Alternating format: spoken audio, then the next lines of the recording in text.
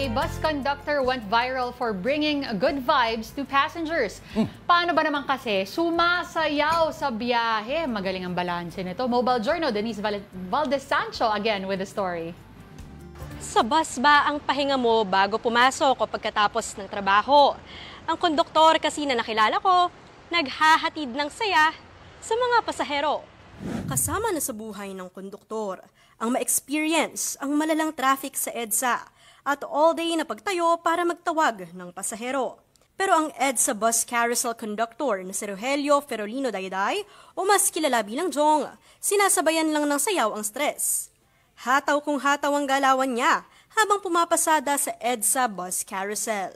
Kwento ni Jong, panahon ng pandemya nang maglakas loob siyang lumuwas pa Maynila para magtrabaho. Kasi dati ma'am, matagal ko na talagang kasi yung mga kasamahan ko, mas malaki na yung sahod kay doon.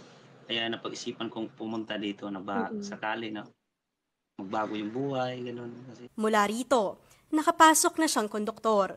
Taong 2022 naman nang maisipan niyang ibahagi ang kanyang everyday life.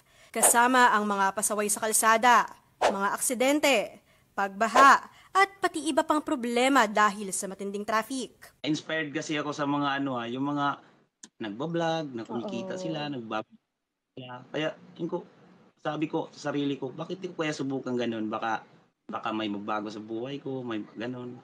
Kaya sa marami rin siyang upload kung saan sumasayaw siya sa bus, may pasahero man o wala. Bukod sa pagpapasaya sa kanyang mga videos, natutuwa rin daw siya sa mga sumusuporta sa kanya. Kasi kung makita ko kasi marami ng comment, parang natuwa ako, parang na-enjoy ako, sige pagpatuloy ko. Ang totoo raw niyan, mahiyain si Jong. Pero mas inuuna na lang daw niyang isipin na kumita para sa pinapaaral na anak sa Mindanao.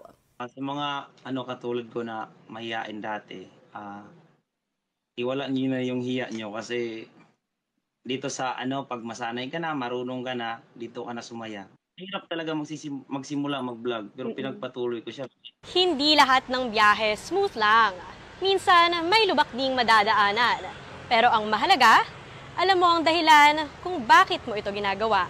Mobile Journal, Denise Valdez Sancho po. Hatid ang mukha ng balita.